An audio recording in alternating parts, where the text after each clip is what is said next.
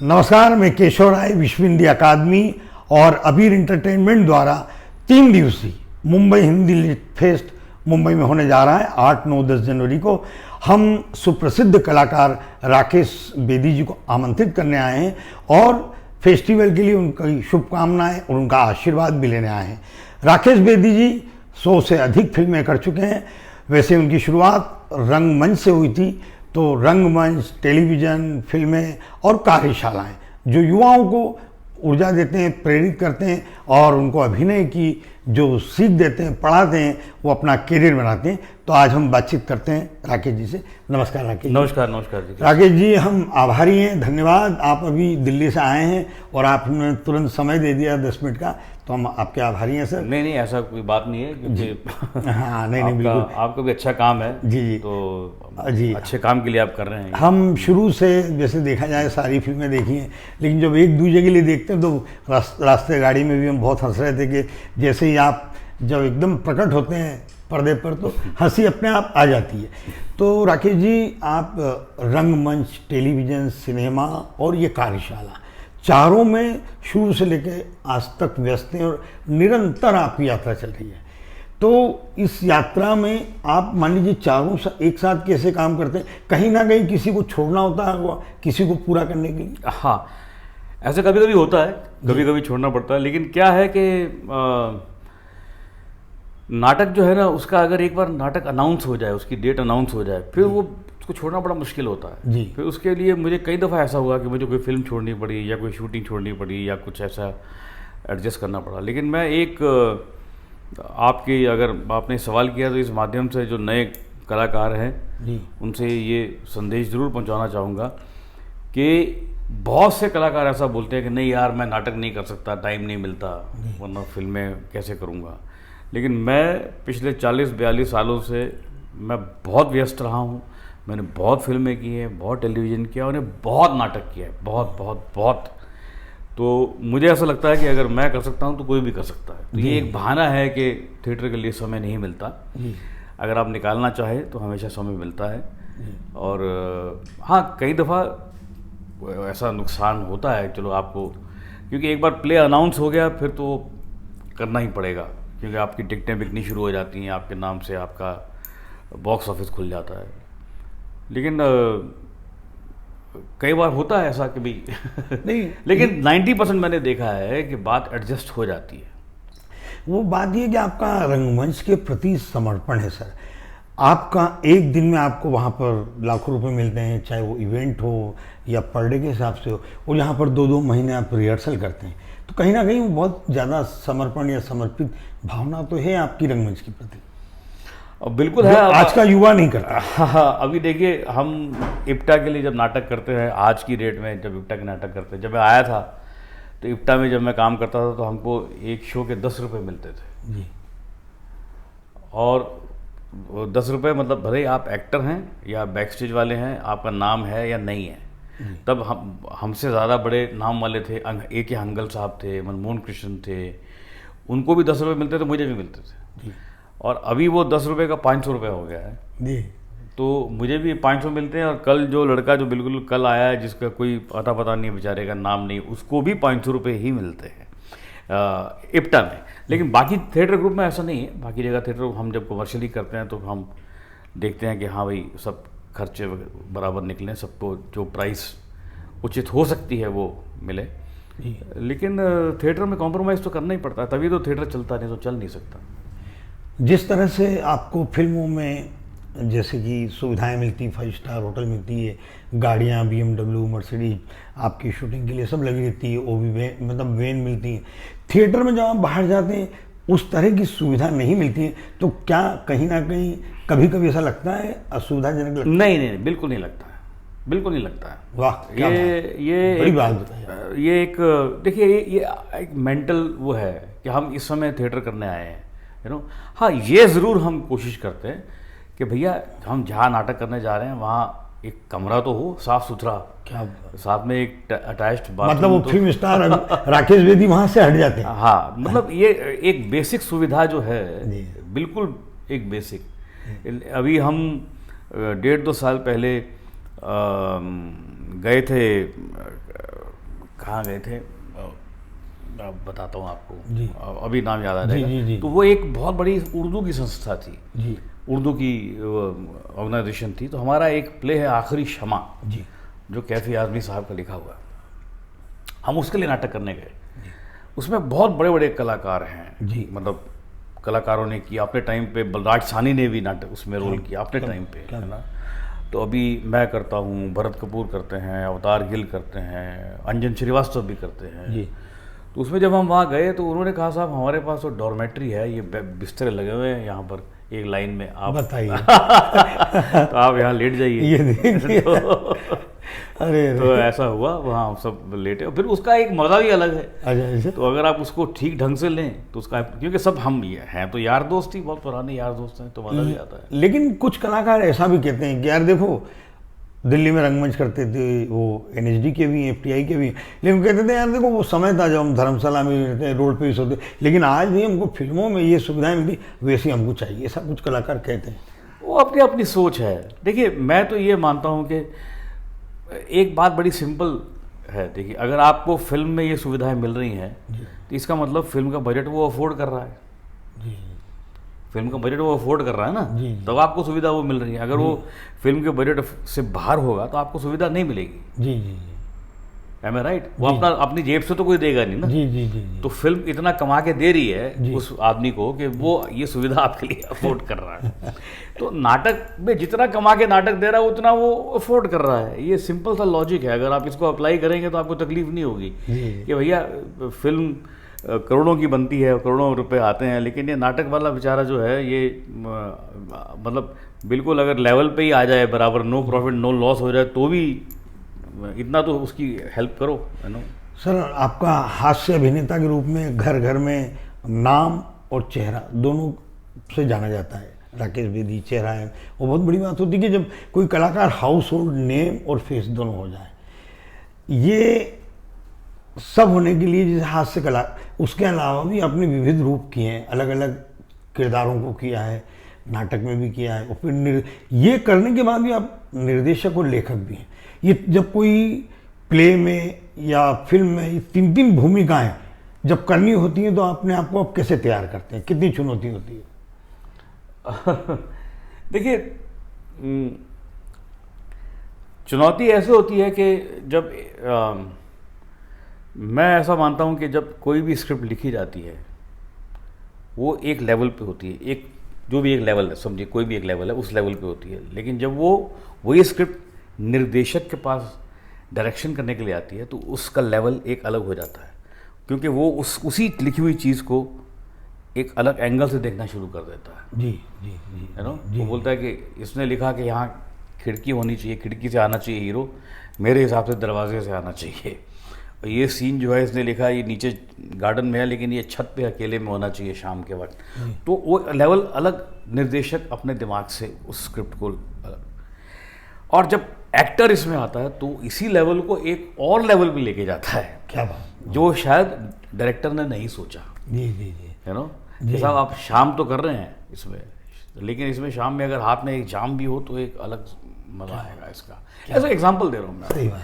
तो एक्टर कैसे यानी कहने का मतलब ये है कि राइटर की राइटिंग को डायरेक्टर निखारता है, डायरेक्टर की डायरेक्शन को एक्टर निखारता है। क्या बात, ये ऐसा मानता हूँ मैं। क्या बात। लेकिन जब तीनों रोल एक ही आदमी कर रहा हो तो ये थोड़ा सा मुश्किल हो जाता है कि कैसे। तो क्या होता है कि फिर आपको बहुत मतलब सब्जेक्टिवली सोचना पड़ता है, थोड़ा सा अपने आप को सब सब्जेक्ट से दूर रखकर, मेरा मतलब ऑब्जेक्टिवली, सॉरी मैं कह रहा हूँ, थोड़ा सा ऑब्जेक्टिवली सोचना पड़ता है, सब्जेक्ट से दूर रहकर उसमें से बाहर निकलकर एक ऐसा एक व्यू पॉइंट हो जो कि बायस्ड ना हो किसी भी तरह से। जी जी। हालांकि आपके सारे नाटक बहुत लोकप्रिय हैं, लेखक के रूप में, निर्देशक के रूप में आपके करीब, और जो वाकई जिस नाटक ने एकदम जन जन में ऐसा होता ना कि बहुत क्या बात है, ऐसे किस को नाटक? देखिए एक मेरा नाटक है, बहुत मशहूर नाटक है मसाज, जो कि विजय तेंदुलकर साहब का लिखा हुआ है, और वो मैं अकेला ही करता हूँ। मेरा एक वन मैन शो है और उसमें 2 घंटे का परफॉर्मेंस है। क्या बात, इंटरवल होता है सर? इंटरवल कभी कभी नहीं भी होता है। अच्छा, ऐसा होता है? हाँ अरे कभी होता है कभी नहीं होता? हाँ, डिपेंड करता है। कभी कभी कुछ लोग बोलते हैं कि साहब हमारा इंटरवल का समय नहीं है, तो आप बगैर इंटरवल का, तो मैं बगैर इंटरवल के करता हूँ। क्या बात, हो। उसमें मैं 24 पात्र निभाता हूँ, तो सब 24 आपको नज़र आते हैं।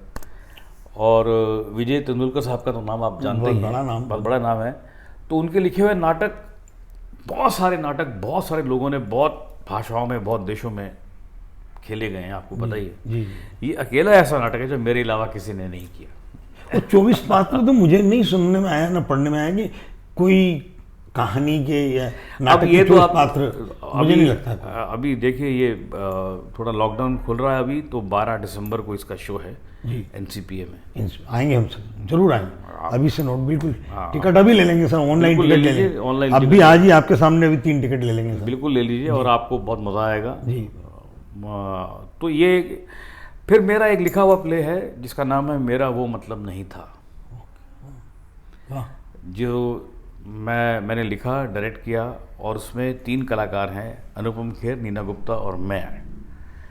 तो उसके मैंने बहुत सारे शो किए पूरी दुनिया में, इंडिया में, अमेरिका में, मतलब देश विदेश में कई शो किए, ऑस्ट्रेलिया में, न्यूजीलैंड में, अफ्रीका में, मतलब बहुत जगह किए उसके शोज। जी।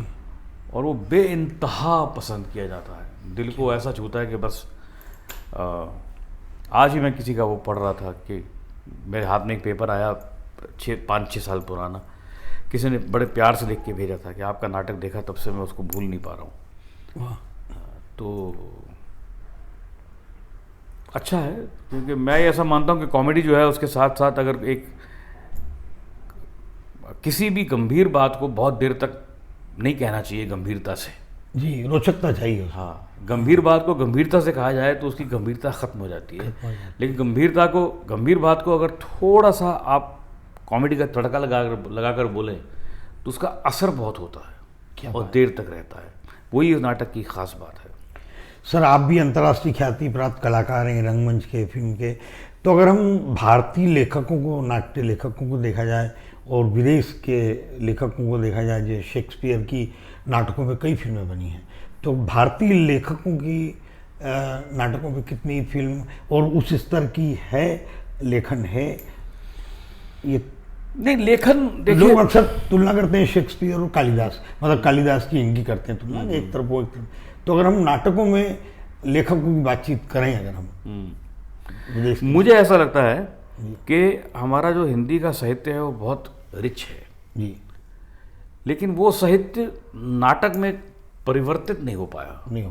नाटक रूप जो है उसमें मतलब बहुत ज़्यादा नहीं है। मैं ये नहीं कह रहा कि नहीं है, मतलब मराठी में तेंदुलकर साहब बहुत बड़े लेखक रहे हैं, बंगाली में अपने ठाकुर साहब, बहुत बड़े, टैगोर साहब, और पीएल देशपांडे बहुत बड़े लेखक रहे। हिंदी में भी बहुत सारे लेखक हैं, मोहन राकेश के नाटक। लेकिन ठीक है, मैं ये मानता हूँ कि चलो इन लोगों ने नाटक किया, लेकिन आप कब तक वही नाटक करते रहेंगे? नए नाटककार भी तो आने चाहिए ना हर, क्योंकि आज जो आदमी नाटक लिखेगा वो आज की बात लिखेगा। जो माहौल हमारे देश में या हमारे समाज में, या जो हमारी थिंकिंग मोबाइल फ़ोन के आने के बाद, और व्हाट्सएप के आने के बाद और चैटिंग के आने के बाद जो हमारी थिंकिंग बदली है, या टेलीविज़न के आने के बाद, वो अब आनी चाहिए ना, वो अब नई बातें आनी चाहिए। वो तभी होंगी जब कोई नाटक लिखेगा। तो ये जो इस दौर में अगर अपन बदलते वक्त की बात करें, समय की बात करें, तो नाटक का आप शुरू से कर रहे हैं, दिल्ली से कर रहे हैं, फिल्में भी बहुत पहले से कर रहे हैं, तो शुरू से लेकर जो आज तक अगर अपन देखें, चाहे वो स्क्रिप्ट में हो, अभिनय में हो या निर्देशन में, क्या बदलाव महसूस करते हैं आज के दौर में?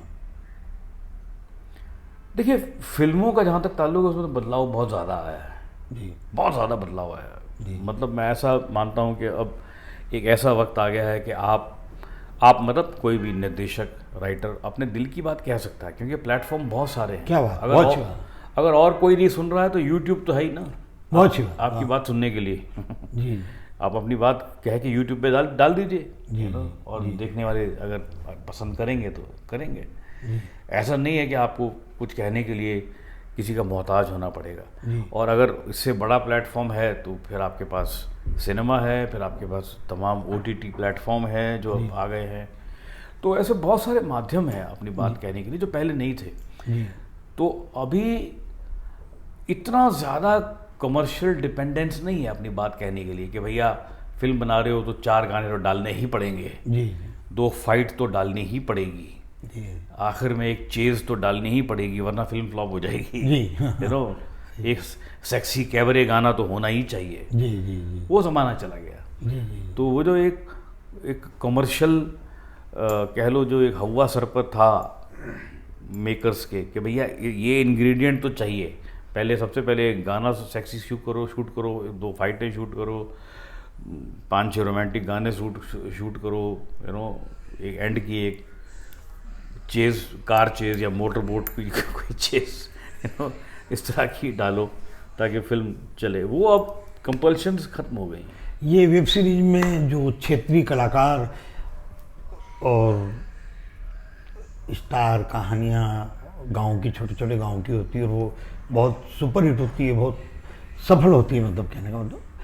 आपको वेब सीरीज के आप कर रहे हैं अपनी कोई? जी मैं कर रहा हूँ, समय निकाले हैं? बिल्कुल, अभी करके आया हूँ एक वेब सीरीज, बड़ी मज़ेदार। हाँ, अच्छा, कौन सी, क्या है, ताकि हम देखें उसको? उसका नाम है, मैं अभी बताना नहीं चाहता, कोई बात मत बताइए, मैं इसलिए कह रहा हूँ नहीं मत बताइए। तो आखिरी प्रश्न है, सिनेमा की भाषा, टेलीविज़न की भाषा और वेब सीरीज की भाषा और रंगमंच की भाषा, इनमें आप अंतर क्या महसूस करते हैं? देखिए, अंतर तो ऐसा एक मोटे तौर पर देखा जाए तो कोई अंतर नहीं है जी, लेकिन अंतर सिर्फ ये है कि सिनेमा जो है, अगर अच्छी फिल्म बन जाए। आपने अभी जब आप आए थे तो आपने जिक्र किया था एक दूजे के लिए का, जी किया था ना? बिल्कुल, है ना? उसको लगे हुए आज कम से कम 30-35 साल हो गए, है ना? लेकिन आपसे, आपके दिल से वो बात उतरी, गाड़ी में हम हंसते रहते वो किरदार को सुन, आपके दिल से वो बात उतरी नहीं उतरी, है ना? आप इसीलिए याद कर रहे थे। किरदार आपका बहुत सच। इसी तरह से मेरी कुछ और फिल्में हैं, जैसे चश्मे बदूर है मेरी एक फिल्म जो लोगों के दिल से नहीं उतरी अब। जी, यू नो, ऐसे। तो सिनेमा का क्या है, सिनेमा सीरियल में श्रीमान श्रीमती, सिनेमा अगर अच्छा बन जाए, अगर अच्छी फिल्म बन जाए, उसकी शेल्फ लाइफ जो है वो कभी ख़त्म ही नहीं होगी, वो हमेशा ज़िंदा रहेगी। जैसे शोले ले लीजिए, या मदर इंडिया ले लीजिए, या मुगल आजम ले लीजिए, या ऋषिकेश मुखर्जी कुछ आनंद ले लीजिए, यू नो, चुपके चुपके ले लीजिए। ये फिल्में कभी मरेगी, कभी मर ही नहीं सकती। मतलब आपसे ये नई पीढ़ी को जो ऊर्जा मतलब प्रेरणा लेना चाहिए कि आपकी ऊर्जा जो है वो तो है ही, कि थिएटर जब नया कलाकार आता है, थिएटर ज्वाइन करता है, वो एक्टिंग के सोच आता है, लेकिन बाद में जब उसको वेब सीरीज, टीवी या फिल्म मिलती है तो बाद में वो थिएटर के लिए समय नहीं निकाल पाता है। 90% ऐसा होता है। लेकिन आज आप भी समय निकाल रहे हैं और थिएटर से इतना काम कर रहे हैं कि हमने अधिक से अधिक बात थिएटर पर की है। क्यों? कि आप उसके लिए बहुत समर्पित हैं। अभी मैंने आपसे जिक्र किया था कि मेरा 12 तारीख को शो है, 12 दिसंबर को शो है LCPA में। उसकी टिकटें बिकनी शुरू हो गई हैं जी, और मेरा ख्याल है 1-2 दिन में हाउसफुल हो जाएगा। आपको देखना है तो टिकट ले लीजिए अभी तुरंत। तो मुझे अभी कुछ दिन पहले एक फिल्म आई, फिल्म की ऑफर आई, उनका आउटडोर था, उनका साहब हम 11 तारीख से आउटडोर है। मैंने कहा मैं तो नहीं जा सकता। देखिए कितना बड़ा थे आप। तो बोले नहीं आप, पर वो आपको फिल्म छोड़ देंगे क्या? मैंने कहा मैं फिल्म छोड़ने को तैयार ही नहीं हूँ, आप एडजस्ट कीजिए, आप 11 की जगह मैं 13 को बोलिए, मैं 13 को आ जाऊँगा। बोले हमको तो आपको 11 के, और 11 और 12 आपकी वहाँ हमारे सीन है। मैंने कहा आप एडजस्ट कीजिए।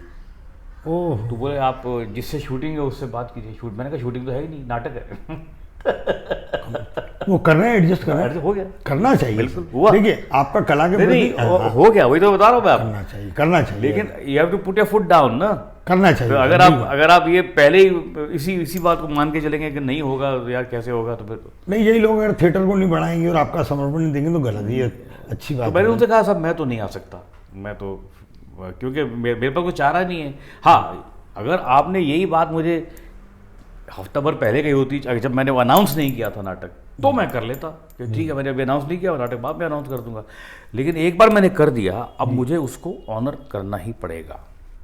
बिल्कुल सही बात है। ये बस फिर एक अलग अलग विषय के नाटक, कुछ थोड़ा दो दो लाइन के बारे में बताएं कि वो उस विषय पर था। अभी वो जरूर फिर कभी लंबी बात करेंगे आपसे। है ना, आज आपका हिंदी दिवस का है, क्योंकि ये ऐसी मुंबई हिंदी लिट फेस्ट के लिए हाँ नहीं, क्योंकि क्या मेरे पास समय भी कम है जी, और आपने मुझे बताया नहीं कि इतना लंबा समय आपको चाहिए। फिर कभी समय निकाल के इस बारे में बात करेंगे, लेकिन मज़ा आया मुझे आपसे बात करके, ऐसी बात। चलिए सर, नमस्कार, धन्यवाद। और आपके जो आपका जो उसमें आप पढ़ाएंगे और अच्छा रहेगा। हिंदी का जो आप कर रहे हैं उसके लिए मेरी शुभकामनाएं आपके साथ। मैं अगर अवेलेबल हुआ मुंबई में, मुझे ऐसा लग रहा है कि मेरा एक शेड्यूल है आउट ऑफ बॉम्बे का, अगर मैं हुआ तो मैं आपको ज़रूर उपस्थित होऊंगा, अदरवाइज मेरी शुभकामनाएं आपके साथ। तो आपने सुना राकेश बेदी जी को, जो विश्व हिंदी अकादमी व अबीर एंटरटेनमेंट द्वारा 3 दिवसीय जो कार्यक्रम हो रहा है उसमें आपका हमको शुभकामनाएं मिली, सहयोग भी मिलेगा जैसा कि सर ने बताया। तो धन्यवाद सर। थैंक यू जी, नमस्कार।